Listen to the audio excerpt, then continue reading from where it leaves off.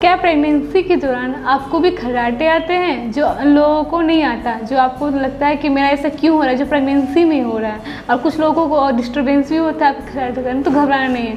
6 month में आपको जो प्रेगनेंसी का पीरियड है उसका 6 या 5th मंथ में आपके जो बॉडी में जो आपके जो 2 हार्मोन्स है काफ़ी एक्टिव हो जाते हैं। वो हार्मोन है प्रोस्टोजोन और एस्ट्रोजोन। इस हार्मोन के बढ़ने से आपके जो खर्राटे आने की जो संभावना हो सकती है। कुछ लोगों को खर्राटे नहीं आती, कुछ लोगों को खर्राटे आती, इससे घबराना बिल्कुल नहीं है। जैसे जैसे आपका प्रेगनेंसी का जो सफ़र खत्म हो जाएगा, बेबी आ जाएगा, डिलीवरी हो जाएगी, तो जो हार्मोन्स है उसका प्रभाव कम हो जाएगा, तो जो खर्राटे आना भी बंद हो जाएगा, तो उससे घबराना बिल्कुल भी नहीं। Thank you.